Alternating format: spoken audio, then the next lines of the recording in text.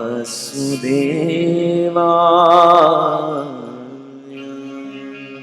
ॐ नमो भगवते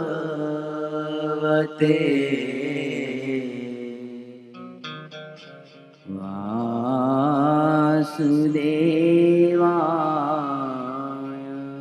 ॐ नमो भगवते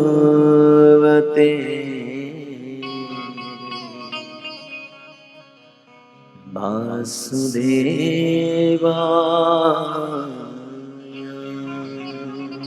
ॐ नमो भगवते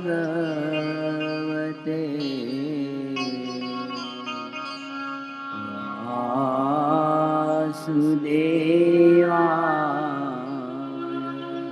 ॐ नमो भगवते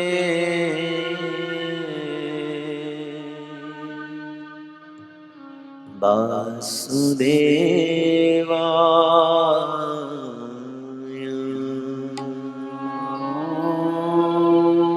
ॐ नमो भगवते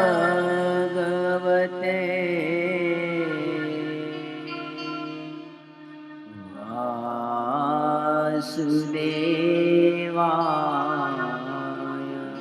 नमो विष्णुपदाय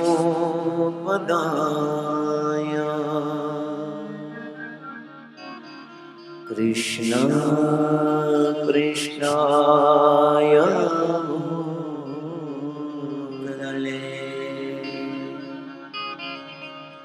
श्रीमते भक्तिवेदान्त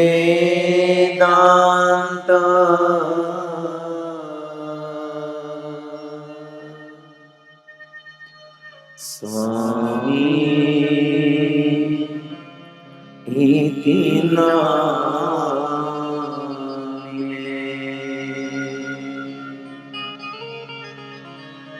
नमस्ते सरस्वती देवे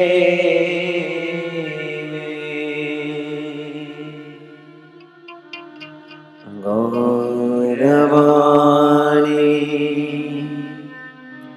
प्रचारिणे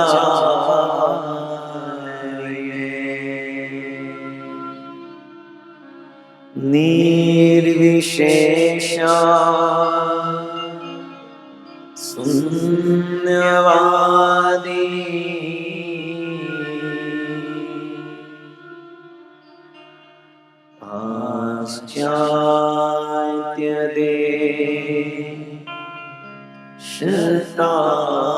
पाश्चात्यदेशतारिणे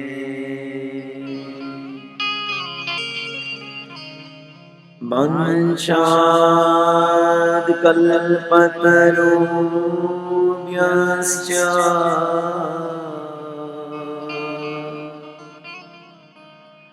कृपा सिन्धुभ्य एव च पतितानां पावनेभ्यो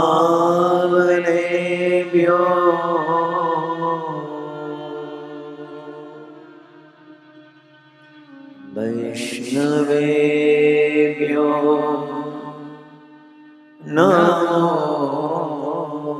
नमः। जय श्री कृष्ण चैतन्य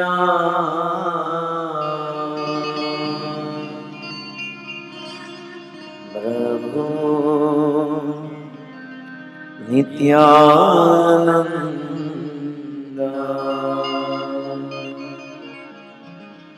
श्री अद्वैत गदाधर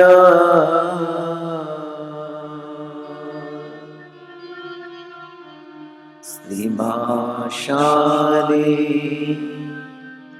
श्री गौर भक्तवृंद। हरे कृष्णा हरे कृष्णा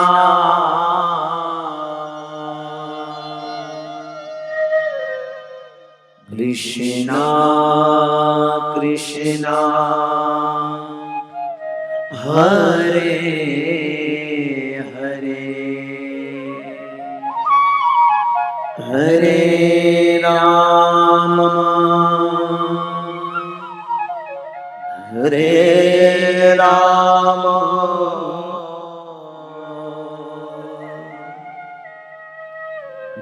राम राम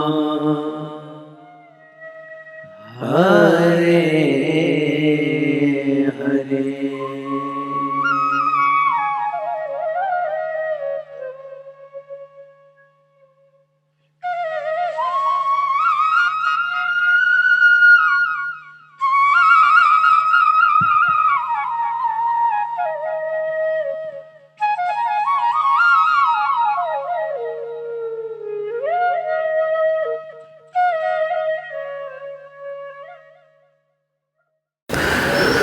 हरे कृष्णा। ओम अज्ञानतिमिरन्धस्य ज्ञानं जनशलाकया चक्षुरुन्मीलितं येन तस्मै श्रीगुरुवे नमः।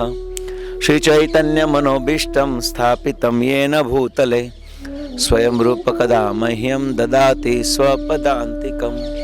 नमो विष्णुपादाय कृष्णप्रेष्ठाय भूतले श्रीमते भक्तिवेदान्त स्वामिन् इति नामिने। नमस्ते सारस्वती देवी गौरवाणी प्रचारिणे निर्विशेष शून्यवादी पाश्चात्य देश तारिणे। वंशात् कल्पतरुभ्यस्य कृपा सिन्धुभ्येव च पतितानां पावनेभ्यो वैष्णवेभ्यो नमो नमः। जय श्री कृष्ण चैतन्य प्रभु नित्यानंद श्री अद्वैत गदाधर शिवासादि श्री गौर भक्त वृंद। हरे कृष्ण कृष्ण कृष्ण हरे हरे हरे राम राम राम हरे हरे। हरे कृष्णा।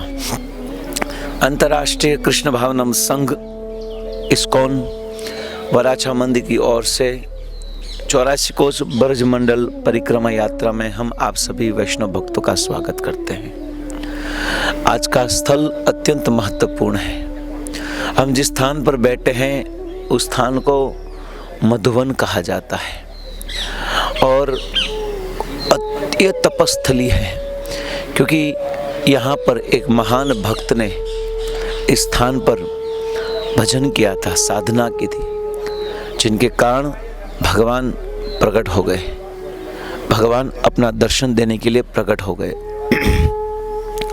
इसलिए अति हमारा सौभाग्य है कि हम इस ब्रजमंडल के इस विविध स्थान पर आकर, अलग अलग स्थलियों पर आकर हम अपने आँखों के द्वारा, कानों के द्वारा हम ब्रज का दर्शन कर रहे हैं।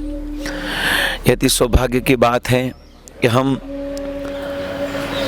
इन पावन पवित्र भूमि पर आकर अलग अलग स्थलियों के द्वारा आप सुंदर रूप से दर्शन कर रहे हो और यहाँ पर बहुत सुंदर लीला घटित हुई है। हम आप सबको इनके विषय में अवगत कराएंगे कि वास्तव में कौन कौन सी लीला यहाँ पर हुई थी। मथुरा के इस नैऋत्य कोण में यह मधुवन स्थित है।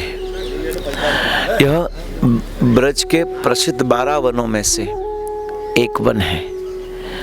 वृंदावन के 12 वन हैं, उनमें से एक प्रसिद्ध वन है यह मधुवन।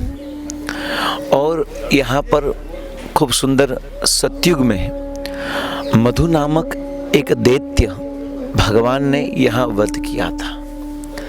एक मधु नाम का दैत्य था जो सबको परेशान करता था। इसी दैत्य को भगवान ने यहाँ पर मारा था। इसलिए इस कारण इस स्थल का नाम भगवान के नाम का मधुसूदन हो गया। और भगवान ने मधु नामक इस दैत्य को मारने के कारण भगवान का नाम भी मधुवन हो गया। हम सुन रहे थे कि भगवान के नाम भगवान की लीला के अंतर्गत आते हैं। जो भी भक्त भगवान के साथ, भगवान जो लीला करते हैं उसी लीला के अंतर्गत यहाँ पर भगवान के नाम होते हैं। तो इसी स्थान पर सतयुग में भगवान ने जब मधु नामक दैत्य को मारा, इसलिए इस स्थान का नाम हुआ मधुवन। और भगवान का भी नाम हुआ मधुसूदन। सूदन अर्थात मारने वाले, मधु अर्थात हनी, मध। और ऐसा कहा जाता है कि मधु सबको अच्छा लगता है, हनी सबको अच्छा लगते हैं, और मधु का अर्थ होता है मिठास। और ऐसा वर्णन है कि हमारे अंदर भी हमें अपना गुणगान सुनने की बहुत इच्छा होती है। हम अपना गुणगान बहुत रखते कि कोई व्यक्ति मेरा गुणगान करे, और ये सबसे मीठा लगता है। शक्कर से भी ज़्यादा अगर कोई मीठी चीज़ हो तो वो है खुद का गुणगान। जब कोई व्यक्ति हमारा गुणगान करे तो हमें बहुत ही अच्छा लगता है, जिनके कारण हम अपने ही अंदर दोष न देखकर अपने ही अंदर गुण को प्रकट करते हैं। और जब हम अपने अंदर गुण को प्रकट करते हैं तो अन्य जो लोग हैं उनको हम अपने दृष्टिकोण से नीचे देखते हैं, और इनके कारण हमारे अंदर दूसरे के प्रति ईर्ष्या प्रकट हो जाती है। तो सबसे पहले कारण हुआ जब कोई व्यक्ति हमारा गुणगान करता है तो गुणगान के कारण ही हमारे अंदर राग द्वेष उत्पन्न हो जाता है। तो हम इस स्थान पर आकर सबसे पहले भगवान मधुसूदन को यही प्रार्थना करें कि हमारे अंदर भी खुद का गुणगान सुनने की बहुत ही आकांक्षा रहती है, इच्छा रहती है। तो हम भगवान को प्रार्थना करें कि हमारे अंदर है मधुसूदन, हमारे अंदर ये जो आकांक्षा है खुद का गुणगान सुनने की, ये नष्ट हो जाए। आप उनको चुरा लो या तो आप उनको मार दो। हमारे अंदर जो गुणगान के कारण जो राग द्वेष ईर्ष्या कपट उत्पन्न होती है, इन सबको आप दूर कीजिए। इस स्थान पर आकर हम, इसी मधुवन में आकर हम भगवान मधुसूदन को यही प्रार्थना करें कि हे मधुसूदन, आप हमारे अंदर इनको नष्ट कर दो। इसलिए यह मधुवन भी भगवान मधुसूदन के समान अत्यंत प्रिय है। इसलिए कहा जाता है कि मधुवनम प्रथमतो यत्र वै मथुरापुरी मधुदैत्यम हताम यत्रम हरिणाम विश्वमूर्ति नाम। ये जो मधुवन है, ये मधुवन वास्तव में तपस्थली है, बहुत सुंदर स्थल है। यहाँ पर स्वयं ध्रुव महाराज ने आकर तपस्या की थी। अनेक संत ऋषिगण इस स्थान पर आकर भजन कीर्तन करते हैं। और मधुसूदन का ही दूसरा नाम है माधव। भगवान कृष्ण का एक दूसरा नाम है माधव, क्योंकि वे सर्वलक्ष्मी मई श्रीमती राधा रानी के धव अर्थात उनके प्रियतम या वल्लभ है। इसलिए भगवान का एक नाम होता है राधा, माधव, और माधव ही उनके अधिकाष्ट देव हैं। और जो श्री माधव हैं वही यहाँ के अधिकाष्ट देव हैं। इसलिए हम श्रवण करते हैं कि जय राधा माधव कुंज बिहारी। श्री प्रभुपाद जी जब भी ये सत्संग शुरू होता है तो सबसे पहले ये भजन गाते हैं, जय राधा माधव कुंज बिहारी। तो धव का अर्थ होता है प्रियतम वल्लभ या पति, और माँ का अर्थ होता है राधा। राधा जी के जो प्रियतम वल्लभ है वो है माधव, और ये श्री माधव ही इस वन के अधिकाष्ट देव हैं। इस वन के डिपार्टमेंट को यही संभालते हैं। और वन भ्रमण के समय यहाँ पर स्नान करना और आचमन करने का बहुत महत्वपूर्ण है। यहाँ पर स्नान एवं आचमन के समय ओम ब्रीम हिम मधु नाधिपतये माधवाय नमः स्वाहा मंत्र का जप करना चाहिए, ऐसा संतों का कहना है। और इस मंत्र के जप से यहाँ की परिक्रमा सफल होती है। तो स्वयं कलयुग में स्वयं भगवान कृष्ण चैतन्य महाप्रभु ने हमें मंत्र दिया है कि हरे कृष्ण कृष्ण कृष्ण हरे हरे, हरे राम राम राम हरे हरे।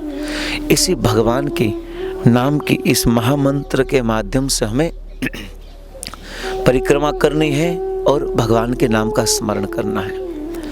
यही हमारा सौभाग्य है कि भगवान के नाम के कीर्तन से ही वास्तविक परिक्रमा का फल मिलता है। खाली दौड़कर हर स्थान में जाकर आराम करके प्रणाम करके आना, ये वास्तव में परिक्रमा नहीं है। परिक्रमा का अर्थ है कि हम भगवान के नाम का स्मरण करें, भक्तों के संग में बैठकर भगवान की कथा को सुने। वास्तव में यही परिक्रमा है। तो यहाँ पर खूब सुंदर रूप से भगवान के नाम से परिक्रमा की जाती। मधुवन का वर्तमान नाम मोहली ग्राम भी है। यहाँ पर ब्रज में इस मधुवन को मोहली ग्राम भी कहते हैं। और हम आगे जहाँ पर जाएंगे वहाँ पर एक ध्रुव टीला है, जिस पर बालक ध्रुव ने, एक भक्त ध्रुव ने, उनके आराध्य चतुर्भुज भगवान नारायण के श्री विग्रह की विराजमान है। वहाँ पर उन्हें ध्रुव महाराज ने जो भगवान की तपस्या की थी और भगवान जो प्रकट हुए थे, वही भगवान का सुंदर विग्रह विराजमान है। यही ध्रुव महाराज की तपस्थली है। आप देख रहे हो, ये वास्तविक बहुत ही अद्भुत और मनोरम्य और भजन और साधना करने का स्थल है। और यहाँ पर बालक ध्रुव ने देवर्षि नारद के द्वारा जो मंत्र के द्वारा भगवान की कठोर आराधना की थी, जिससे प्रसन्न होकर भगवान ने उनको दर्शन दिया था। और साथ में 36,000 वर्ष का एक छत्र भूमंडल राज्य एवं राज्य के पश्चात अक्षय ध्रुवलोक प्रदान किया था। ध्रुवलोक ब्रह्मांड के अंतर्गत श्री हरि का एक अक्षय धाम है। जो हरि धाम है, गोलोक नामनी निज धामनी तले च तस्य देवी महेश हरिधाम सुतेषु तेषु। जो हरिधाम है उनके अंतर्गत स्वयं साक्षात ये ध्रुवलोक आता है। तो खूब सुंदर उनकी कथा हम पुनः ध्रुव टीला में जाकर करेंगे, जहाँ पर ध्रुव महाराज ने तपस्या की है। ये उनके निकट ही है। त्रेता युग में मधु दैत्य के अत्याचार से ऋषि मुनि ने और यहाँ से निवासी बहुत भयभीत थे। त्रेता युग में एक मधु नाम का दैत्य हुआ, जो यहाँ पर रहने वाले सभी ब्रजवासी को, रहवासी को बहुत परेशान कर रहा था, बहुत हैरान परेशान कर रहा था। और इनके कारण यहाँ पर रहने वाले सब लोग इस मधु दैत्य से भयभीत थे। और उस दैत्य ने भगवान शिव जी की आराधना की थी, भगवान शंकर के कठोर आराधना की थी। और इस आराधना से प्रसन्न होकर भगवान शिव ने उनको एक शूल प्राप्त किया था, एक त्रिशूल दिया था। और ऐसा कहा जाता है कि भगवान शिव बहुत भोले हैं, इसलिए उनका एक नाम है भोलेनाथ। अगर हम भगवान शिव जी के पास कुछ भी मांगेंगे तो निश्चित वो सब कुछ दे देंगे, क्योंकि बहुत वो भोले हैं। इसलिए यहाँ पर मधु नाम के दैत्य ने भगवान शिव को प्रसन्न कर कर उनके पास एक शूल मांगा, एक त्रिशूल मांगा। और ऐसा वरदान भी मांगा कि जब तक ये त्रिशूल इस मधु नाम के दैत्य के हाथ में रहेगा, तब तक उनको कोई नहीं मार सकता, उनको कोई भी स्पर्श भी नहीं कर सकता। जब तक शूल अपने हाथों पर रहने पर देवता, दानव और कोई मनुष्य, कोई भी इनको पराजित नहीं कर सकता। इतनी ताकत थी ये शूल के अंदर। और वह शूल उनके हाथों में रहने से सभी देवी देवता सब भी घबरा कर भाग जाते थे, उनके निकट नहीं आते थे। और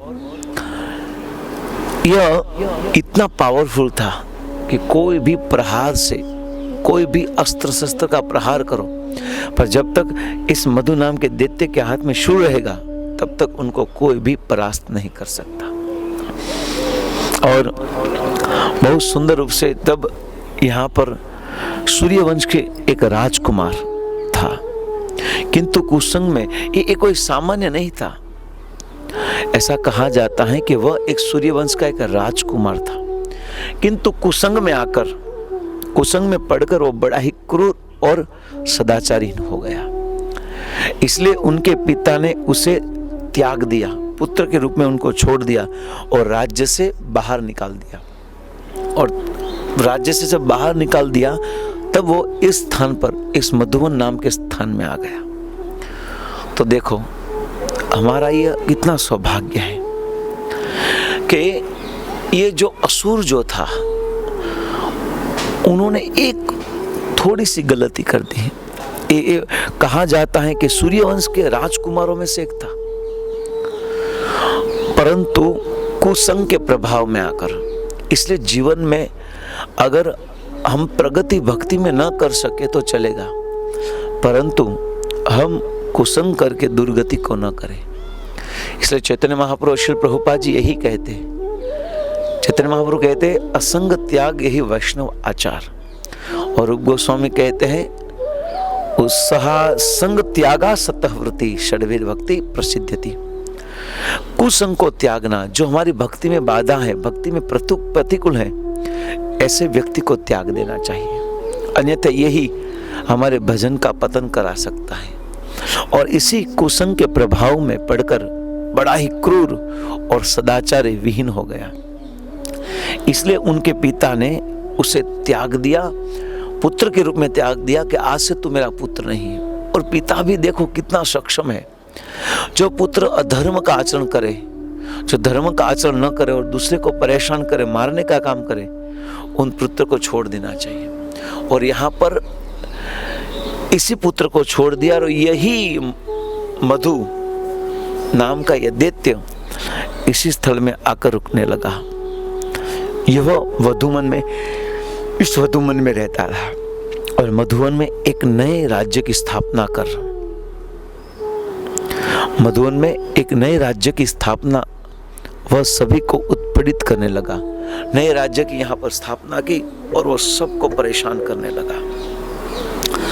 और सूर्यवन के, इसी सूर्यवंश के प्रतापी राजा मानधाता आए, और मानधाता ने उन्हें दंड देने के लिए उस पर आक्रमण किया। हम सब जानते हैं मानधाता की 50 कन्या का विवाह मानधाता ने शौबरी मुनि के साथ करवाया था। यही मानधाता ने इस मधु नामक दैत्य के अत्याचार से लोगों को बचाने के लिए स्वयं आक्रमण किया। और जब मधु नामक दैत्य के ऊपर आक्रमण किया, परंतु मधु दैत्य शंकर परंतु मधु नाम के दैत्य के हाथ में शंकर भगवान शिव जी के द्वारा दिया हुआ एक शूल था, और त्रिशूल के कारण उनको कोई नहीं मार सकता था। कोई वे भी शूल के द्वारा, वे भी, परंतु इतना प्रभाव था इस शूल का कि शूल के द्वारा स्वयं साक्षात राजा भी मर गए। और अपनी मृत्यु से पूर्व दैत्य ने उस शूल को अपने पुत्र लवणासुर को दे दिया। जैसे परंपरा चलती है कि हम इसी परंपरा को के माध्यम से कुछ न कुछ हमारी पीढ़ी दर पीढ़ी, हमारी जो परंपरा है, उस परंपरा को हम चलते रहते हुए हमें सब चीज अन्य को देते हैं। तो यहाँ पर मधु नामक दैत्य ने जब इस मानधाता ने जब इस मधु वन में आक्रमण किया इस दैत्य को मारने के लिए, परंतु इस मधु नाम के दैत्य को कुछ नहीं हुआ, क्योंकि उनके हाथ में शिव जी के द्वारा प्रदत्त शूल था। और शूल के कारण, इस शूल के कारण, त्रिशूल के कारण स्वयं देखो कि शूल के प्रभाव के कारण स्वयं मधु नामक दैत्य ने इस सूर्यवंश में आने वाले राजा मानधाता को परास्त कर दिया और मानधाता को मार दिया। आप सोचो क्या अद्भुत ये शूल का प्रभाव है जो शिव जी द्वारा प्रदत्त हुआ था। और यही शूल के कारण मधु नामक दैत्य ने इक्ष्वाकु वंश में अर्थात सूर्यवंश में आने वाले राजा मानधाता को परास्त कर दिया और उनको मौत के घाट उतार दिया। और फिर समय के काल अंतर्गत मधु नामक दैत्य की मृत्यु हो गई और मृत्यु के पश्चात उसी मधु नाम के दैत्य ने इस शूल को अपने पुत्र लवणासुर को दे दिया। ये परंपरा के अंतर्गत जो संसार में चलता है कि हमारा जो बिजनेस है वो हम अपने पुत्र को देते हैं, तो वैसे ही मधु नामक दैत्य था, उनका बिजनेस लोगों को परेशान करना था और शूल के माध्यम से सबको परेशान करता था।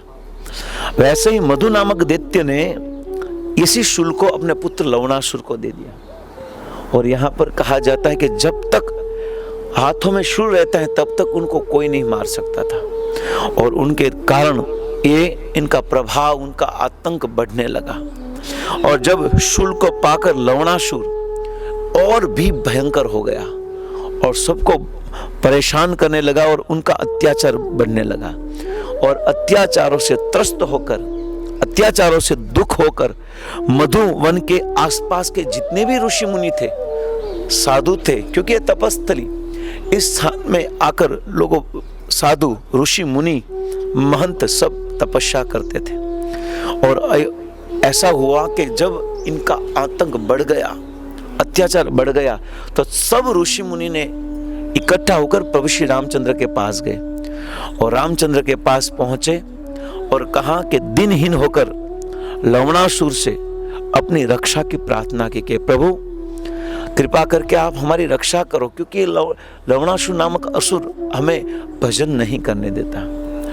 तब इस लवणासुर के पराक्रम एवं इस अमोघ शूल के संबंध की सूचना सभी ऋषि मुनियों ने प्रभु जी रामचंद्र को प्रदान की, और जब तक लवणासुर शूल रहित नहीं हो जाता तब तक उनको कोई नहीं मार सकता था। तब प्रभु श्री रामचंद्र ने अपने छोटे भाई शत्रुघ्न जी को अयोध्या में ही मधुवन के राज्य का राज तिलक कर दिया। भले अयोध्या में रहते थे, परंतु प्रभु श्री रामचंद्र ने शत्रुघ्न का वहां ही राज तिलक कर दिया, और शत्रुघ्न जी ने लंका से लाए हुए इस प्रभावशाली जो वराह मूर्ति का पूजा के लिए मांगे, क्योंकि शत्रुघ्न भगवान प्रभु के बिना नहीं रह सकता था। इसलिए शत्रुघ्न जी ने भगवान प्रभु श्री रामचंद्र के पास मांगा कि प्रभु आपके पास जो भगवान वराह की मूर्ति है वो मुझे दीजिए, क्योंकि मैं उनके माध्यम से उनकी पूजा करके आपकी ही पूजा करूंगा और प्रसन्नता रहूंगा। और तब प्रभु श्री रामचंद्र ने बहुत प्रसन्नता पूर्वक सहर्ष वह वराह मूर्ति शत्रुघ्न जी को प्रदान कर दी, और शत्रुघ्न जी ने इसी ऋषि मुनियों के साथ वाल्मीकि ऋषि के आश्रम से होते हुए आशीर्वाद लेकर इस स्थान पर पहुंचे, इस मधुवन नामक स्थान पर पहुंचे। देखिए, जब प्रभु श्री रामचंद्र ने वराह मूर्ति को शत्रुघ्न को दिया और वो लेकर जब अयोध्या से निकले इस मथुरा मंडल में और वो आए इस मधुवन में, तो मधुवन में आने से पूर्व शत्रुघ्न जी बीच में आते हैं, वो वाल्मीकि ऋषि के आश्रम में रुके, और ऐसा सुना जाता है कि उसी समय मां सीता लव और कुश दोनों पुत्र को जन्म देने वाले थी, और दोनों को पुत्र के जन्म के समय उपनयन संस्कार कैसे किया जाता है, इनके कारण वाल्मीकि जी चिंतित थे, और वाल्मीकि जी के अंदर ये चिंता थी कि इनका उपनयन संस्कार या तो पिता कर सकता है, या तो दादा कर सकता है, या तो फिर चाचा कर सकता है। तो उपनयन संस्कार के लिए चिंतित थे, तो क्या किया, पिता तो थे नहीं, दशरथ महाराज ने तो अपना प्राण छोड़ दिया था, दादा तो थे नहीं, और पिता प्रभु श्री रामचंद्र यहाँ आने वाले नहीं थे, और चाचा तो अलग अलग जगह पर लग गए थे। तो चिंता हो रही थी कि इस बालक के सभी संस्कारों से मुझे श्रेष्ठ करना है। तो उसी चिंता करते उसी समय यहाँ पर प्रभु श्री रामचंद्र ने शत्रुघ्न को मधुवन में भेजा, तो वह स्थान आते पूर्व वाल्मीकि ऋषि आश्रम में उन्होंने प्रणाम किया, और जैसे ही वहां पर शत्रुघ्न उनकी सेना के साथ वहां पर आए, तो वाल्मीकि की जो चिंता थी कि इस बालक का उपनयन संस्कार करने की, तो वो संपूर्ण हो गई। और वाल्मीकि रामायण में ऐसा कहा जाता है कि एक दिन शत्रुघ्न अपनी सेना के साथ वाल्मीकि जी के आश्रम में रुके, और उपनयन संस्कार करने के पश्चात फिर शत्रुघ्न यहाँ पर अपनी सेना के साथ इस मधुवन में आए, और मधुवन में आकर जो प्रभु श्री रामचंद्र के आशीर्वाद को प्राप्त किया था, उस आशीर्वाद के कारण भगवान वराह की मूर्ति लेकर इस स्थान पर आकर ऋषि मुनियों की चिंता को दूर किया। और ऐसा कहा जाता है कि जिस समय लवणासुर गुफा के द्वार पर उस समय पहुंचे, शत्रुघ्न आशीर्वाद लेकर मधुवन में पहुंचे, और धनुष बाण के साथ लवणासुर की गुफा के द्वार पर उस समय पहुंचे। हम अभी लवणासुर की गुफा का भी दर्शन करेंगे। जिस समय वह अपने शूल को गुफा में रखकर शिकार के लिए जंगल में गया था, तब जब वह हाथी और बहुत से मृग आदि जानवरों का वध करके अपने वास स्थान में लौट रहा था, और इसी शूल को लवणासुर ने अपनी गुफा में रखकर गया था, और फिर सबको परास्त करके यानी शिकार करके सब ला रहा था। तब शत्रुघ्न ने बीच में ही लवणासुर के साथ युद्ध करना निश्चित किया। और जब शत्रुघ्न लवणासुर के साथ आक्रमण किया, तब अपने ही गुफा में रखे हुए जो शूल है उनको लेने का बहुत प्रयास किया, बहुत चेष्टा की।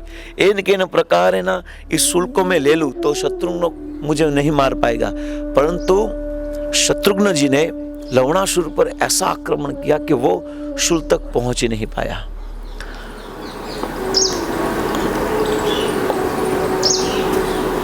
वो शूल तक पहुंच ही नहीं पाया। और जैसे ही ये गुफा तक पहुंचने का था, तो तुरंत ही शत्रुघ्न ने उन पर आक्रमण किया, और बहुत प्रयास करने के बाद भी अपनी गुफा तक नहीं पहुंच पाए। और फिर शत्रुघ्न जी ने इस लवणासुर का यहाँ पर वध कर दिया, और फिर उन्होंने मधुपुरी को पुनः स्थापित किया, इस मधुवन का पुनः स्थापन किया, पुनः बसाया, और यहाँ पर भगवान वराहदेव की स्थापना की। जो प्रभु श्री रामचंद्र ने उनको ये विग्रह दिया था, शत्रुघ्न ने उनकी ही यहाँ पर स्थापना की। जो आदि वराहदेव मथुरा में उस स्थानीय में विराजमान है, जो हमने दर्शन किया तो जो श्वेत वराह जो द्वारकाधीश मंदिर के ही पास थे, वो भी आदि वराहदेव मथुरा में उसी स्थान पर विराजमान है। और मधुवन में भगवान माधव का भी प्रिय कुंड है, मधु कुंड भी है, उनका भी हम दर्शन करेंगे। अब इसे कृष्ण कुंड भी कहा जाता है, इस कुंड को कृष्ण कुंड भी कहा जाता है। पास ही एक सुंदर लवणासुर की गुफा भी है, और यही कृष्ण कुंड के तट पर भगवान शत्रुघ्न जी के यहाँ पर शत्रुघ्न जी के दर्शनीय विग्रह है।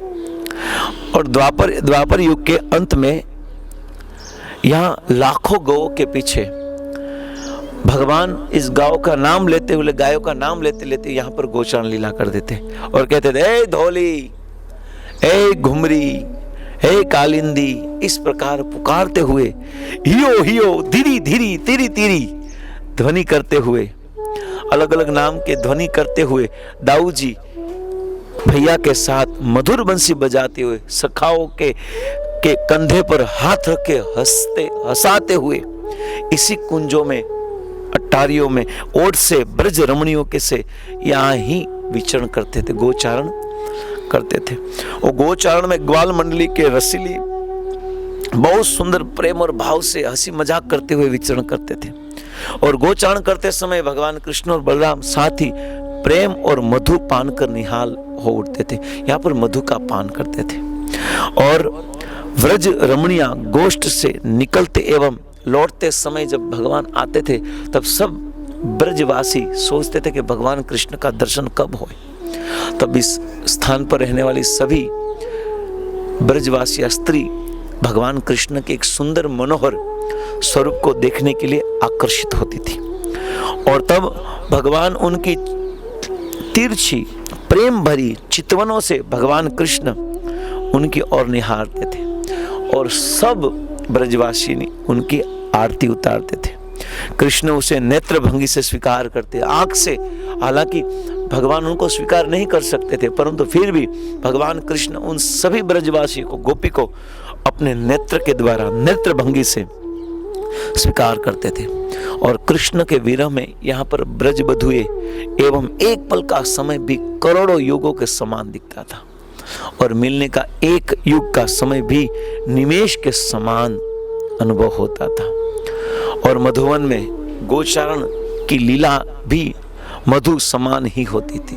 तो यही मधुवन है, यहाँ पर हम सबका दर्शन करेंगे। और सुंदर रूप से पूरे परिक्रमा भी करेंगे और परिक्रमा करते हुए सब परिक्रमा के स्थल देखेंगे और हर जगह पर परिक्रमा करते करते हम आपको लेक्चर देंगे, प्रवचन देंगे, उनकी महिमा को सुनाएंगे। हरे कृष्ण हरे कृष्ण कृष्ण कृष्ण हरे हरे, हरे राम राम राम हरे हरे। अति हमारा सौभाग्य है कि हम जिस स्थान पर अभी खड़े हैं या आप जिनको देख रहे हैं वो स्थान है मधुवन। 12 मुख्य वनों में से एक वन है मधुवन। यहाँ पर भगवान के परम प्रिय भक्त ध्रुव महाराज ने बहुत सुंदर रूप से यहाँ पर तपस्या की थी, इसलिए इनका ये तपस भूमि है, तपस्थल है। आप देख सकते हो कि सुंदर रमणीय स्थान है और हम इस मधुवन की परिक्रमा करेंगे और हमारे यहाँ पर सभी भक्तगण, यहाँ पर ब्रजवासी भी विराजमान हैं और सभी ब्रजवासियों का दर्शन करते हुए अद्भुत स्थान का हम दर्शन करेंगे। यहाँ पर हमारे बाबा विराजमान हैं ब्रजवासी, यहाँ पर जो है वो यज्ञ, यहाँ पर प्रतिदिन यज्ञ होता है और हम अभी सुंदर रूप से परिक्रमा करेंगे और परिक्रमा करते हुए हम आगे बढ़ेंगे। और हमने आज प्रवचन में आपको सुनाया, यहाँ पर प्रभु श्री रामचंद्र ने शत्रुघ्न जी को भेजा था और यहाँ पर मधु नाम के जो दैत्य था उनका पुत्र लवणासुर, यहाँ पर लवणासुर का वध किया था और लवणासुर ने अपने शूल को जहाँ पर रखा था, यही लवणासुर की गुफा है। जिस गुफा को आप देख रहे हो, जो हमने आपको कहा था, ये आपको लाइव दिखा रहे हैं, यही लवणासुर की गुफा है। यहाँ पर लवणासुर ने अपने पिता मधु नाम के जो दैत्य थे, उन्होंने भगवान शिव की तपस्या की थी और तपस्या से फल के रूप में उनको शूल दिया था और वरदान दिया था कि जब तक आपके हाथ में शूल रहेगा तब तक आपको कोई नहीं मार पाएगा। और इसी मधु नाम के दैत्य ने अपने पुत्र लवणासुर को शूल दिया था, त्रिशूल दिया था और इसी त्रिशूल के कारण वो सबके साथ अत्याचार कर रहे थे और सब ऋषि मुनियों ने प्रभु श्री रामचंद्र के पास जाकर ये फरियाद की और प्रभु श्री रामचंद्र ने शत्रुघ्न जी को यहाँ पर भेजा। और जैसे ही गुफा से बाहर निकले थे लवणासुर, और उस समय शत्रुघ्न जी ने उनके साथ युद्ध किया और युद्ध करने के पश्चात उनका वध किया और वध करने के बाद पुनः यहाँ एक सुंदर मधुवन को यहाँ पर स्थापित किया और साथ साथ में स्थापित करने के बाद यह अत्यंत रमणीय स्थान बना दिया और यहाँ पर सब ऋषि मुनि, साधु संत, विद्वान पंडित यहाँ पर आते हैं। और अंतर्राष्ट्रीय कृष्ण भावना संघ इस्कॉन द्वारा जो ब्रजमंडल परिक्रमा होती है, तो ब्रजमंडल परिक्रमा भी इसी स्थान पर आती है। तो हम आपको यह पूरा परिक्रमा बता रहे हैं। अद्भुत एक कुंड है, आप उनका दर्शन कर सकते हो। देखो सुंदर यहाँ पर पशु पक्षी विचरण करते हैं और कलरव आवाज़ आता है, सुंदर मधुर मधुर, और अद्भुत कुंड का आप दर्शन कर रहे हो। ये कुंड इतना पवित्र है कि आप इसका दर्शन और आचमन से ही व्यक्ति अपने आप को पावन कर सकता है। यहाँ पर ऐसा कहा जाता है कि भगवान बलराम जी भी यहाँ पर मधुवन में आए थे और सखाओं के साथ यहाँ पर क्रीड़ा कर रहे थे और जब क्रीड़ा करते थे और मित्रों के साथ कंधे पर हाथ रखकर चलते रहते थे, मजाक मस्ती और आनंद करते थे और इसी स्थान के अंतर्गत वो विचरण करते थे। आप देख सकते हो इस स्थान को, जो अत्यंत रमणीय स्थान है और इनकी ही हम आपको परिक्रमा करा रहे हैं। आइए हम इसे मधुवन की आपको शॉर्ट में छोटी सी परिक्रमा कराएंगे ऑनलाइन। आप ऐसा ही समझिए कि हम घर पे बैठे बैठे ही परिक्रमा कर रहे हैं। यदि हमारा सौभाग्य है और वैष्णव भक्तों की सलाह के कारण हम ये कार्य कर रहे हैं। तो देखिए, क्योंकि ब्रजभूमि का दर्शन करना ही सबसे बड़ी तपस्या है। ऐसा कहा जाता है कि ब्रह्म संहिता में ब्रह्मा जी कहते हैं कि कथा गानम नाट्यम गगनपि वंशी प्रिय सखी चिदानंद ज्योति परमपि तदस्वादमपि च। ब्रज में चलना भी नृत्य है, ब्रज में देखना भी एक तरह की तपस्या है और ब्रज में साधना करना, भजन करना, भगवान का नाम लेना भी एक अद्भुत है। तो ये छोटे से सुंदर अद्भुत मार्ग में हम आपको दिखा रहे हैं और इस मार्ग से हम आपकी सुंदर तपस्या भूमि ध्रुव महाराज की इस तपभूमि में आपका दर्शन करा रहे हैं। जय राधे, जय कृष्ण, जय वृंदावन, श्री गोविंद गोपीनाथ मदन मोहन। अद्भुत स्थान पर वृंदावन रम्य स्थान, दिव्य चिंतामणि धाम, रतना मंदिर सर्व मनोरम।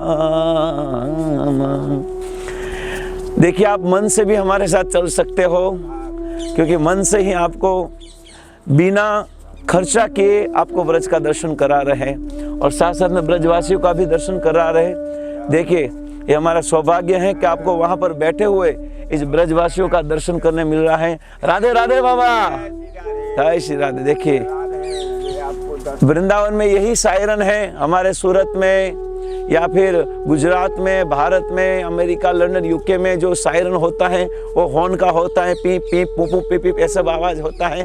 परंतु यहाँ से वृंदावन का सायरन क्या है? राधे राधे, राधे राधे, राधे राधे। राधे राधे नाम लेकर ही यह हम चल सकते हैं और यहाँ पर राधा रानी की ही चलती है। राधा रानी की चलती है, इसलिए हम ब्रज में चलते हैं, वरना नहीं चल पाते। तो अति सौभाग्य हमारा कि हम इस मधुवन की परिक्रमा कर रहे हैं बहुत अच्छी तरह से। जिस स्थान में ध्रुव महाराज ने तपस्या की थी, बलराम जी अपने सखाओं के साथ यहाँ पर आए थे। और हाँ, सतयुग में भगवान कृष्ण ने यहाँ पर मधु नाम के दैत्य को मारा था, इसलिए भगवान का नाम हुआ था मधुसूदन। और मधुसूदन जो है वो वास्तव में हमारे मद यानी हमारे ईर्ष्या द्वेष रूपी इस मिठास को, शक्कर को हरण करने वाले हैं, इसलिए भगवान का नाम है मधुसूदन। और फिर मधुदैत्य और फिर लवणासुर, इस प्रकार से सुंदर रूप से अलग अलग इस लीलाओं को हम देख रहे हैं। इस झाड़ियों के बीच से हम गुजर रहे हैं। ऐसा लग रहा है कि ये भगवान की कृपा हम पर न हो जाए, क्योंकि यहाँ वृंदावन में अगर चोट आए या घाव लगे या कुछ कष्ट हो तो समझ लीजिए बहुत बड़ा सौभाग्य है। यहाँ पर कुंज बिहारी आश्रम, कुंज बिहारी का दर्शन हम करके आ रहे हैं और करेंगे। बहुत सुंदर कुंज बिहारी का दर्शन है। कुंज बिहारी का अर्थ है कुंज, भगवान कुंज में विहार करते हैं और भगवान कभी अकेले विहार नहीं करते। भगवान अपने सखाओं के साथ ही विहार करते हैं और गोपियों के साथ विहार करते हैं, इसलिए वन विहारी भी कहा जाता है भगवान को। और हम देखते हैं कि हमारा भी विहार होता है, हम भी चलते हैं, पर हमारा चलना एक काम वासना से युक्त होता है और भगवान का जो चलना है वो वास्तव में विचरण होता है। इसलिए भगवान के विषय में भगवान कृष्ण खुद भगवद गीता में कहते हैं कि भगवान के जो जन्म और कर्म क्या है? जन्म कर्म चमे दिव्यम एवं यो वेति तत्वतः। भगवान के जो जन्म और कर्म कार्य जो है वो दिव्य होते हैं। तो भगवान का चलना भी वनगमन होता है। बिहारी उनको कहते हैं, वन बिहारी, कुंज बिहारी भी कहा जाता है। जय राधा माधव कुंज बिहारी, इस कुंज में भी विचरण करते हैं। तो भगवान जब ये सुंदर इस मधुवन में गैयों के साथ अलग अलग गाय माता का नाम लेते थे, अलग अलग धवली, अलग अलग कालिंदी, तीरी तीरी ऐसा नाम बोलते, हु करके भगवान कृष्ण गायों को चराते थे। ये गोचारण लीला भी है। यहाँ पर भगवान कृष्ण गायों के साथ विचरण करते थे, मित्रों के साथ विचरण करते थे और अलग अलग सुंदर भाव से भगवान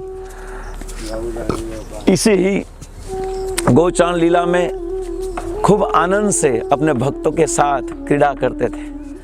और ऐसी भूमि का हम आपको लाइव दर्शन करा रहे हैं। देखिए, वृंदावन जो स्थान है, वृंदावन जो धाम है, वो इतना सुंदर है कि यहाँ पर भगवान का प्रतिक्षण स्मरण होना चाहिए। और आपको जो ये दिख रहा है छोटे छोटे पौधे, ये पान, ये कोई सामान्य नहीं है। हाँ, हमें ऐसा लग रहा है कि सामान्य है, परंतु ये सामान्य नहीं है। परंतु ये साक्षात पेड़ आप दिख रहे हो, ये सब वास्तव में देखा जाए तो ये बहुत बड़े ऋषि मुनि हैं, क्योंकि इन ऋषि मुनियों ने बहुत तपस्या किया है, तब उनको यहाँ पर एक पौधा या पेड़ बनने का एक शुभ अवसर मिला है।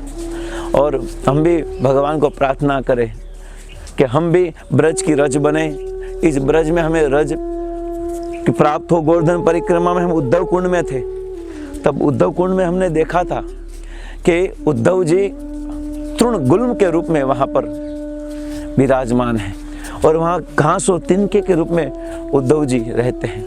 तो हम यहाँ पर यही प्रार्थना करें, दुख मिले रसिकों की सदा और पीबन को यमुना जल पानी, हमें औरन की परवाह नहीं, अपनी ठकुरानी श्री राधिका रानी, अपनी ठकुरानी श्री राधिका रानी। ए वृंदावन का कण कण बोले श्री राधा राधा, ए वृंदावन का कण कण बोले श्री राधा राधा। ए श्री राधा राधा, श्री राधा राधा, श्री राधा राधा, श्री राधा राधा। और हर कण हर जगह वो राधे राधे कहा जाता है। और इसी भूमि में हम आपके साथ विचरण कर रहे हैं और बस हम नजदीक पहुंचने वाले हैं जहां पर स्वयं ध्रुव महाराज ने अच्छी तरह से तपस्या की थी। और हम भी ऐसा समझे, हमें भी ध्रुव महाराज की तरह ही तपस्या करनी है। तो धीरे धीरे हम वहां आगे बढ़ रहे हैं और ध्रुव महाराज की इस तपोभूमि जहाँ पर 6 महीने में ध्रुव महाराज ने भगवान को प्राप्त कर लिया था और हमारा 60 साल हो गया, फिर भी हमें भगवान के नाम को लेने की इच्छा नहीं हो रही है। यही हमारा दुर्भाग्य है। परंतु हम ब्रज में आपको इसलिए दर्शन करा रहे हैं, ब्रजवासियों का और ब्रज का दर्शन इसलिए करा रहे हैं क्योंकि आपको यहाँ पर सुंदर रूप से ब्रज में आकर इस ब्रज की महिमा को हम सुन सके, जान सके और ब्रज में भगवान कृष्ण के साथ प्रेम कर सके। हमारी सर्व सिद्धि, सबसे बड़ी उपाधि, सबसे बड़ा यही उपाधि हमें कि हम भगवान कृष्ण को से प्रेम करें। तो ये सुंदर जो ये मधुवन गांव है जो आज वर्तमान समय माहौली ग्राम से प्रचलित है, वर्तमान समय में इनको माहौली ग्राम कहा जाता है, जो वास्तव में मधुवन है। और इसी गांव में देख रहे हो आप ब्रजवासी रहते हैं खूब आनंद और प्रेम से। उनके पास सबसे बड़ा धन है, वो है कृष्ण के नाम का धन, और इससे बड़ा धन कहाँ हो भी नहीं सकता। तो मधु जो है, मधु का अर्थ होती है मिठास, स्वीटनेस। और इस संसार में सबसे ज़्यादा प्रिय व्यक्ति को शक्कर पसंद है, मीठा पसंद है। परंतु वास्तव में एक मिठास जो है उनको हनी भी कहा जाता है, मधु। और हम सबको सबसे ज़्यादा मीठा क्या लगता है, तो आप तुरंत कहोगे हमें शक्कर लगेगी। पर वास्तव में देखा जाए शक्कर से भी ज़्यादा मीठा अगर कोई है तो वह है हमारा गुणगान। हम अपना गुणगान हमें बहुत ही अच्छा लगता है। और हम यहाँ पर बहुत सुंदर रूप से देख सकते हो आप, इस कुंज गली में स्वयं भगवान कृष्ण गायों के साथ, ग्वाल बालों के साथ कितना आनंद किया होगा। सोचो आप, इसी भूमि को हम आपको लाइव दर्शन करा रहे हैं। यहाँ की पेड़ पौधे, छोटे छोटे पशु पक्षी भी यहाँ पर भगवान कृष्ण के चरण कमल को स्पर्श करने के लिए अलंकृत है। और यही हमारा सौभाग्य कि हमें इसी स्थान पर रहकर ये सब कुछ बैठे घर में बैठे बैठे मिल रहा है। देखिए भगवान के प्रिय गाय भी आ रही है। आप देखो कि भगवान इनके साथ ही सब लीला करते थे और उनके साथ ही आनंद करते थे। यही हमारा अति सौभाग्य है कि हमें भी इस विचरण करते समय इस गौ माता का दर्शन हो रहा है। भगवान कृष्ण इसी तरह इस गाय के साथ आनंद करते हुए गोचारण लीला की थी इस स्थान पर। और बहुत ही ऐसा स्थान है जहाँ पर झुक झुक कर चलना पड़ता है। अगर थोड़ा भी ध्यान यहाँ तहाँ हो जाए तो यहाँ पर राधा रानी की कृपा मिल जाएगी। बस अब जो प्रभु श्री रामचंद्र की लीला में जो बंदर थे, जो यहाँ पर भगवान कृष्ण की लीला में भगवान कृष्ण ने इन सबको माखन खिलाया था और स्वयं हमारे साथ उपस्थित हैं और जो अच्छी तरह से भगवान कृष्ण की लीला में माखन खाने के लिए आए हैं। और इनको भी देख रहे हो आप, यहाँ पर भी अनेक बंदर हैं और प्रभु श्री रामचंद्र की इस लीला में पूरा सहयोग किया था इस बंदर ने। वास्तव में बंदर के माध्यम से ही, वानर के माध्यम से ही प्रभु श्री रामचंद्र ने लंका पर विजय प्राप्त की थी। और उस समय प्रभु श्री रामचंद्र ने इस सभी बंदरों को कुछ देना बाकी रह गया था, कुछ ऋण बाकी रह गया था। इसलिए कहा है कि भगवान का प्रकट होने के अनेक कारण हैं। उनमें से एक कारण यह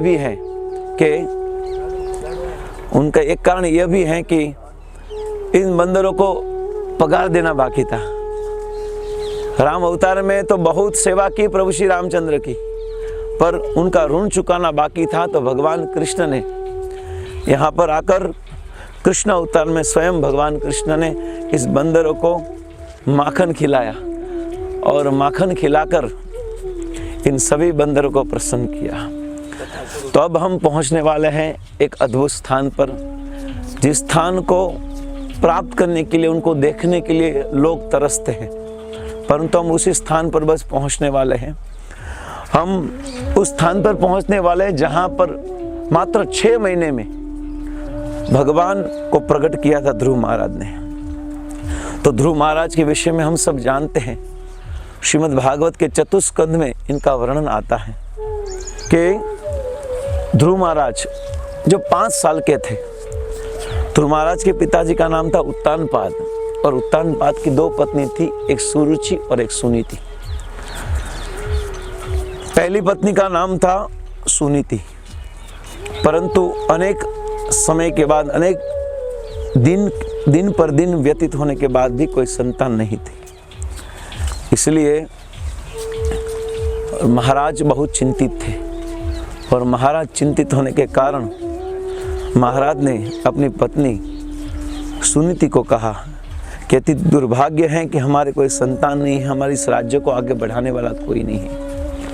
तब देखा जाए, तब भगवान को प्रार्थना की, और तब सुनीति इतनी सुंदर नीति वाली थी, इतनी बुद्धिशाली थी कि सुनीति ने सामने से कहा कि अगर मेरे द्वारा कोई संतान नहीं हो रहा है तो मैं आपको दूसरा विवाह करने की परमिशन देती हूँ। और तब सुनीति के कहने पर महाराज उत्तानपाद ने दूसरा विवाह किया। उन पत्नी का नाम था सुरुचि, और राजा की 2 पत्नी सुनीति और सुरुचि।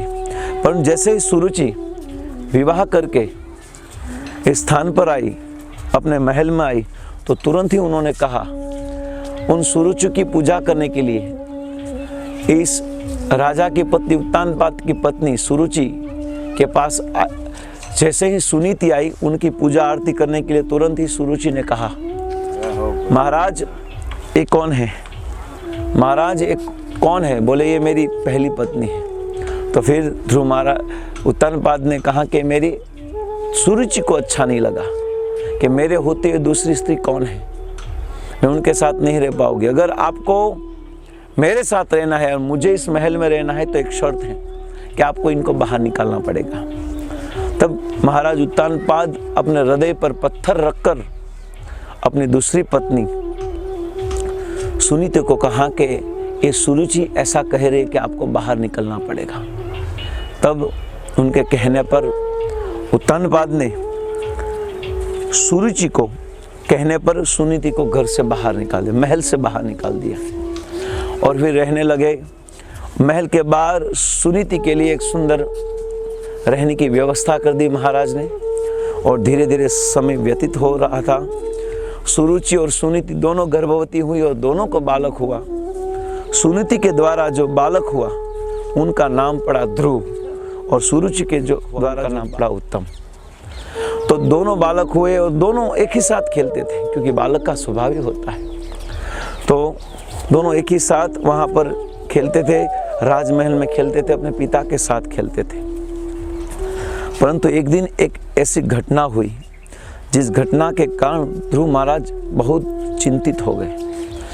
दोनों पुत्र अपने पिता के साथ खेल रहे थे, और खेलते खेलते ध्रुव महाराज उत्तानपाद महाराज के गोद में जैसे बैठने के लिए जा रहा था, तो तुरंत ही तो तुरंत ही वहाँ पर देखा कि उनकी सौतेली माँ जो सुरुचि थी, सुरुचि ने कहा नीचे उतर जाओ, आप इस गोद में नहीं बैठ सकते, अगर आपको इस गोद में बैठना है तो मेरे द्वारा जन्म लेना पड़ेगा।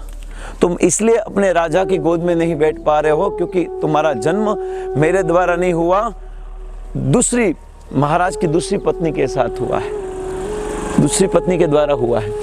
और तब महाराज तो उठाना चाहते थे ध्रुव महाराज को, परंतु सुरुचि के कहने पर ध्रुव महाराज ने उनको उठाया नहीं। अंदर से तो बहुत इच्छा थी कि अपने पुत्र को हाथ में ले, परंतु सुरुचि के कहने पर ध्रुव महाराज रोने लगे। एक बालक ध्रुव महाराज की इच्छा थी कि मैं अपने पिता के गोद में बैठूं, सुरक्षित रहूं, प्रसन्न रहूं, परंतु क्या करे, सुरुचि के कहने पर महाराज उत्तानपाद कुछ नहीं कर पाए। और फिर ध्रुव महाराज रोते रोते भागे, दौड़े अपनी माँ सुनीति के पास और जाकर जोर जोर से रोने लगे और अपनी माता के गोद में अपना सिर रख दिया और कहा, माता मैं आज बहुत दुखी हुआ। माता ने पूछा, बेटा क्या हुआ, क्यों इतना जोर जोर से रो रहा है, क्या घटना घटित हुई? तब जो दास दासियों थी उन्होंने बताया कि हे रानी, आपकी सौतन जो सुरुचि थी उन्होंने ध्रुव महाराज को कटु वचन कहे और कटु वचन के कारण ये ध्रुव महाराज इतने दुखी हो गए, इतने दुखी हो गए कि अब वो रोने लगे। और रोते समय जब इतने रोने लगे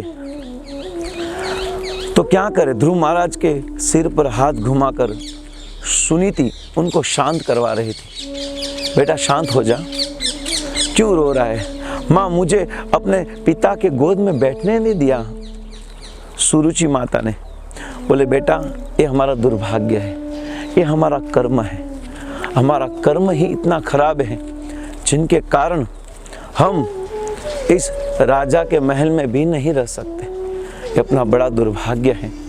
ऐसा कहकर माता ध्रुव महाराज को सांत्वना दे रही थी, परंतु ध्रुव महाराज और आक्रोश में आ गए और क्रोध में आ गए और सोचने लगे कि वास्तव में मैं अपने पिता के गोद में बैठ रहा था, उनमें मेरी माता को क्या हो रहा था।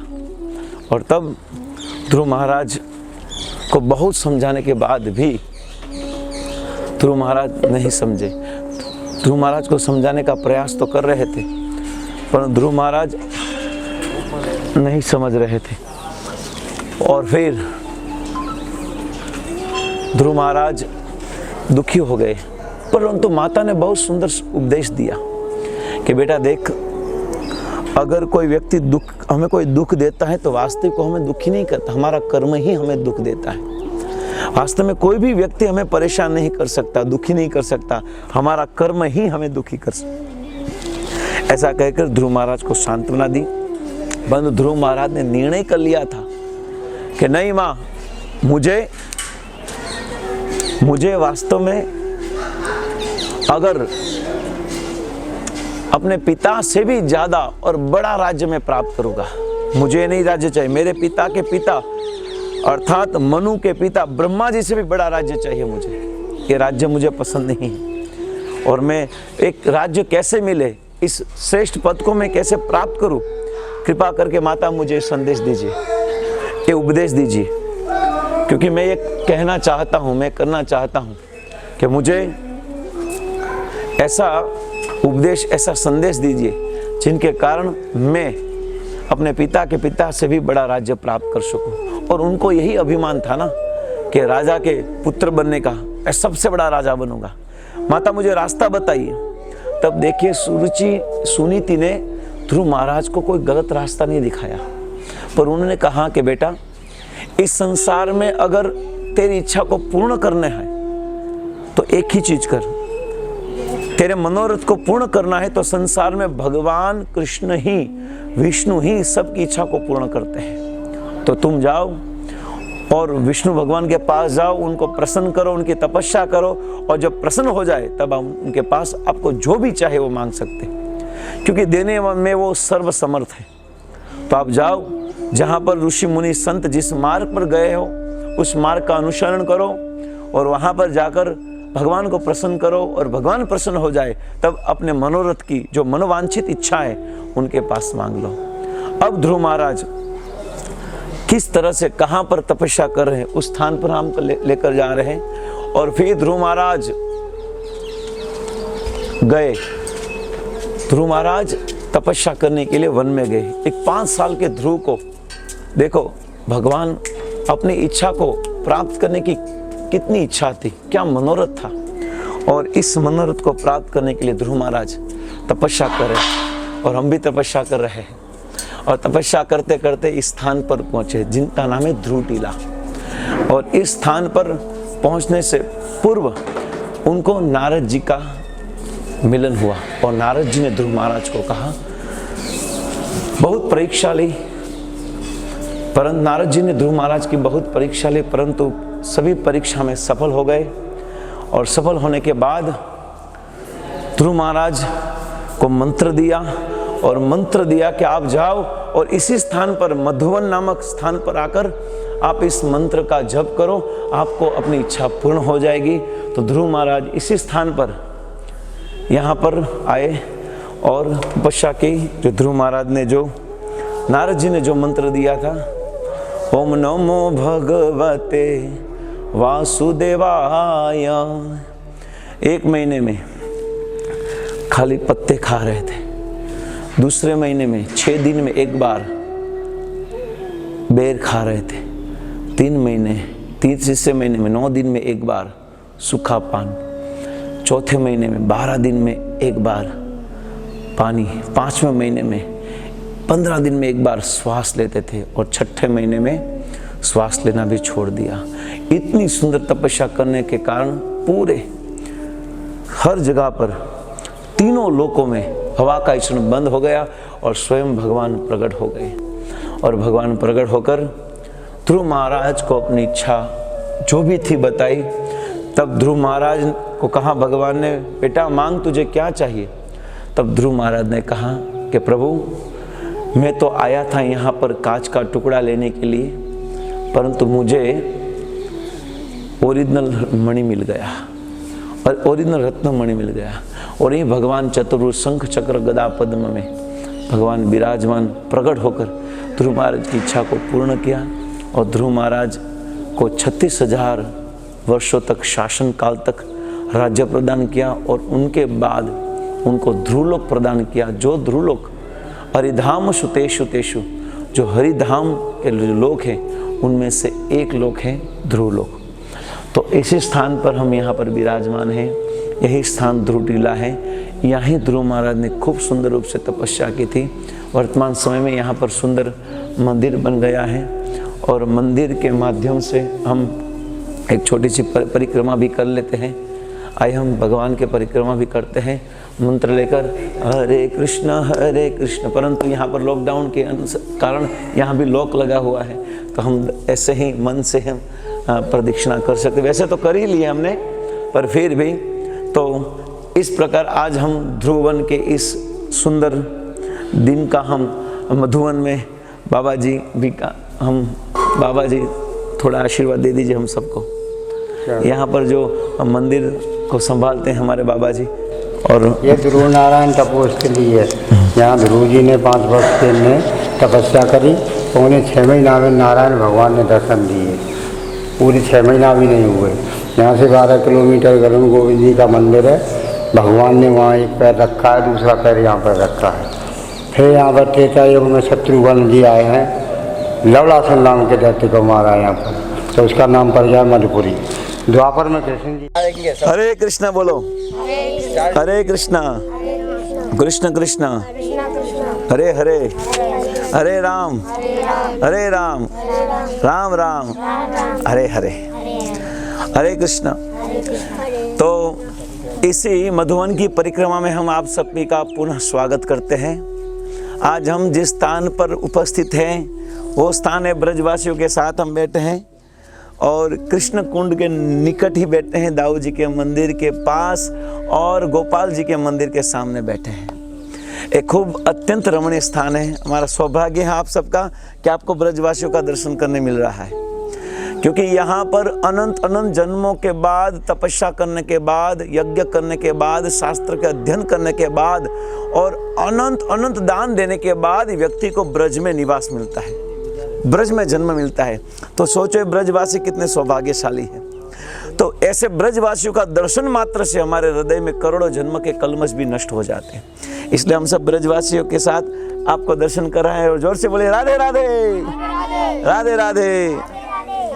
तो ये ब्रजवासी के मध्य में हम बैठकर आपको कृष्ण कुंड के विषय में कह रहे। कृष्ण कुंड है, भगवान कृष्ण का कुंड है यहाँ पर, और बाजू में दाऊ जी का भी मंदिर है। जैसे भगवान कृष्ण रासलीला करते हैं वैसे ही भगवान बलराम जी की भी रासलीला होती है। भगवान बलराम जी भी अपने सखाओं के साथ क्रीड़ा करते हैं। इस स्थल का नाम है मधुवन, मधु अर्थात हनी। इस स्थान में बलराम जी, दाऊ जी अपने मित्रों के साथ मधु का पान करते थे और मधु का पान करके मस्त हो जाते हैं। चलो गले में हाथ रखो एक दूसरे के ऐसे गले में, और मस्त होकर क्या बोलते थे? हरि बोल हरि बोल हरि बोल हरि बोल हरि बोल हरि बोल। और इस प्रकार से भगवान बलराम जी, दाऊ जी भी अपने मित्रों के साथ यहाँ पर मधु का पान करके खूब आनंद करते थे और मस्त होकर सब ग्वाल बालों के साथ खेलते थे। और अद्भुत कृष्ण कुंड जो स्वयं भगवान कृष्ण का ही स्वरूप है। इस कुंड में साक्षात कहा जाता है कि इस कुंड का कोई आचमन करता है, इनको सिर पर डालता है या उनका पान करता है, तो उनको भगवान कृष्ण के प्रेम प्राप्त हो जाता है, उनको कृष्ण धाम की प्राप्ति हो जाती है। अति सौभाग्य है हमारा कि हम इस स्थान पर बैठे हैं जिस स्थान में ध्रुव नारायण मंदिर भी है। और ऐसा कहा जाता है कि जब भगवान प्रकट हुए तो भगवान विष्णु का एक चरण यहाँ था और दूसरा चरण गरुड़ गोविंद में था, जहाँ पर हम जाने वाले हैं, गरुड़ गोविंद जी मंदिर। और एक चरण से यहाँ पर रहकर ध्रुव महाराज की जो भी इच्छा थी उनको पूर्ण की। ध्रुव महाराज की इस अद्भुत तपस्या की भूमि है और ध्रुव महाराज ने मात्र 6 महीने में ही भगवान को प्राप्त कर लिया था। और इस स्थान पर आकर हम भगवान से यही प्रार्थना करें कि हे प्रभु, आप हमें आशीर्वाद दीजिए कि हम भी आपके नाम की भजन कर सके, तपस्या कर सके और इसी जन्म में आपको प्राप्त कर सके।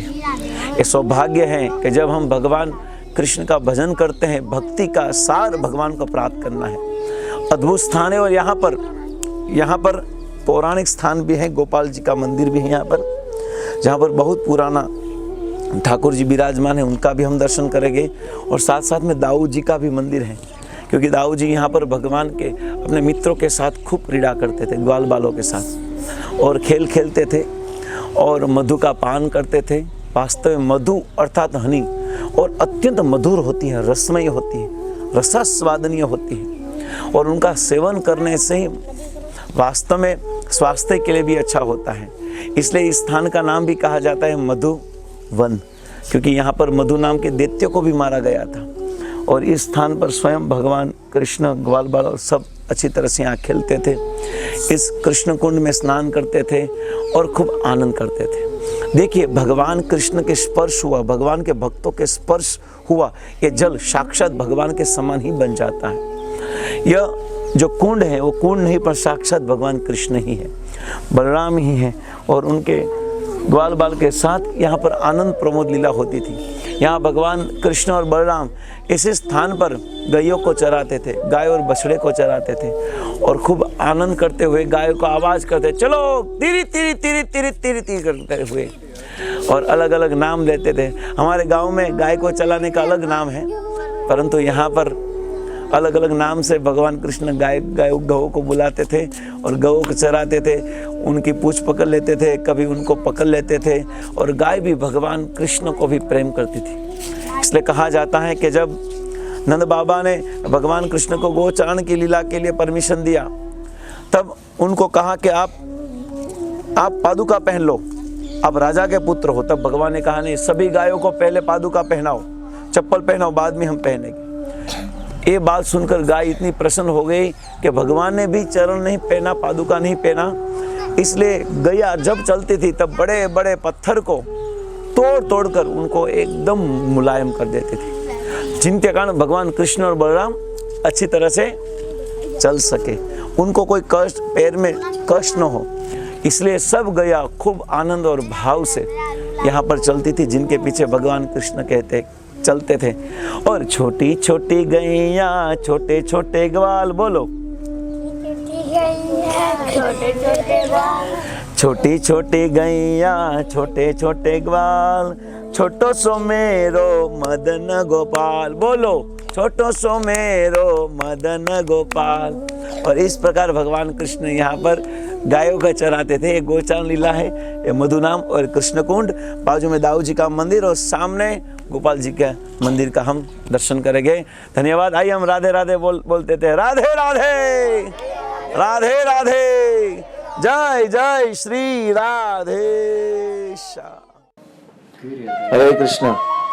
आज के दिन का हम अब विराम लेते हैं और हम आप सबको निवेदन करते हैं कि अब हम दीपदान करेंगे, दामोदर अष्टकम गाएंगे। तो जो भक्त को अनुकूल है अपने घर में दिया लेकर हम ऑफर कर सकते हैं, दीपदान कर सकते हैं। तो आप सभी हमारे पीछे दामोदर अष्टकम को गाइए और आप दीपदान कीजिए। हरे कृष्ण। श्री राधा दामोदर भगवान की, श्री दामोदर अष्टकम की। नमामीश्वरं सच्चिदानन्दरूपं लसत्कुण्डलं गोकुले व्रजमानं। नमामीश्वरं सच्चिदानन्दरूपं लसत्कुण्डलं गोकुले व्रजमानं। यशोदाभियो लोकलाघवमानं परामृष्टमद्यं तो धृत्यगोप्या। यशोदाभियो लोकलाघवमानं परामृष्टमद्यं तो धृत्यगोप्या। रुदन्तमुहुर्नेत्रं युग्मं रुजन्तं पराम्भोजयुग्मेन सातकनेत्रम्। रुदन्तं मुहुर्नेत्रं युग्मं रुजन्तं पराम्भोजयुग्मेन सातकनेत्रम्। मुहुश्वासकं पत्रीरेखान्तकण्ठा हिताग्रे दामोदरं भक्तिवद्यम्। श्वासकं पत्रीरेखान्तकण्ठा हिताग्रे दामोदरं भक्तिवद्यम्। हरे कृष्णा कृष्णा कृष्णा हरे हरे, हरे राम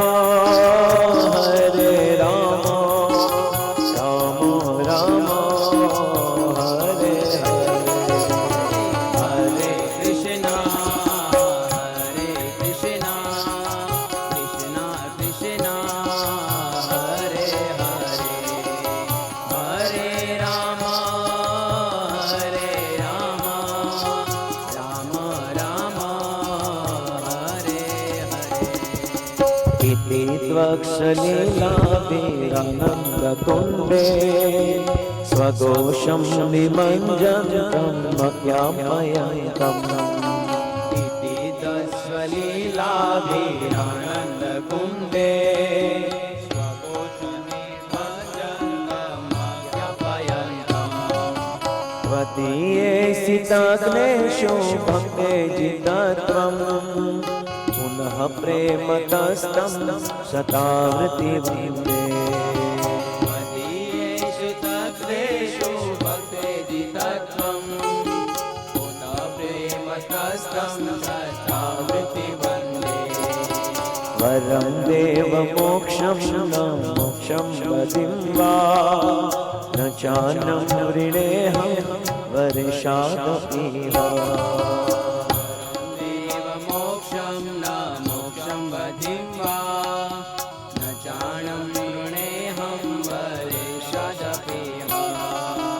इदं देव पुरनाथ गोपाल बालं सदा मे मनस्याविरास्तं किमन्ये। इदं देव पुरनाथ गोपाल बालं सदा मे मनस्याविरास्तं किमन्ये। हरे कृष्णा कृष्णा कृष्णा हरे हरे, हरे राम राम राम हरे हरे। हरे कृष्णा कृष्णा कृष्णा हरे हरे, हरे राम राम राम हरे हरे। इदं ते मुखं भोजं मध्यन्तनीले कृतं कुन्तले स्निग्धरक्तेश गोप्या। काम्बोज अत्यन्तनीले कृतं कुन्तले स्निग्धरक्तेश गोप्या। मुहुशुम्बितं बिम्बरताम्बरं मे मनसा विरास्तामलं लक्षलाभे। मुचुम्बितं बिम्बरकाधरं मे मनसा विरास्तामलं लक्षलाभे। नमो देवदामोदरानन्द विष्णो प्रसीद प्रभो दुःखजालविमग्नम्। नमो देव दामोदर अनंत विष्णु प्रसीद प्रभो दुःखजालाभिमग्ना। कृपादृष्टिवृष्ट्यातिदिनं बतानो गृहाणे क्षमामग्नमे दक्षिदशा। कृपादृष्टिवृष्ट्यातिदिनं बतानो गृहाणे क्षमामे जगचिदशा। हरे कृष्णा कृष्णा कृष्णा हरे हरे, हरे राम राम राम हरे हरे। हरे कृष्णा कृष्णा कृष्णा हरे हरे, हरे राम राम राम हरे हरे। कुबेरात्मजो बद्धमृते वयाद्या स्वयमोचितो भक्ति भाजो कृतो च। कुबेरात्मजो बद्धमृते वयाद्या स्वयमोचितो भक्ति भाजो कृतो च। तथा प्रेम भक्ति सकामे प्रयचा न मोक्षे ग्रहो मे दामोदरे। तथा प्रेम भक्ति स्वकाम्य प्रयचा मोक्षे ग्रहो मे श्री दामोदरे। नमस्ते स्तुदाम्ने स्फुरदीप्तिधाम्ने त्वदीयोदरायात विश्वशदाम्ने। नमस्ते स्तुदाम्ने स्फुरदीप्तिधाम्ने त्वदीयोदरायात विश्वस्य धाम्ने। नमो राधिकाये त्वदीय प्रियाये नमो नन्दलीलाय देवाय तुभ्यम्। नमो राधिकाय त्वदीय प्रियाय नमो नन्दलीलाय देवाय तुभ्यम्। नमो राधिकाय त्वदीय प्रियाय नमो नन्दलीलाय देवाय तुभ्यम्। नमो राधिकाय त्वदीय प्रियाय नमो नन्दलीलाय देवाय तुभ्यम्। नमो राधिकाय नमो अनंत लीलाय देवाय तुभ्यं नमो राधिकाय तदीय प्रियाय नमो नंदलीलाय देवाय तुभ्यं हरे कृष्णा कृष्णा कृष्णा हरे हरे हरे राम राम राम हरे हरे हरे कृष्णा कृष्णा कृष्णा हरे हरे हरे राम राम राम हरे हरे हरे कृष्णा कृष्णा कृष्णा हरे हरे हरे राम राम राम हरे हरे हरे कृष्णा कृष्णा कृष्णा हरे हरे हरे राम राम राम हरे हरे हरे कृष्णा कृष्णा कृष्णा हरे हरे हरे राम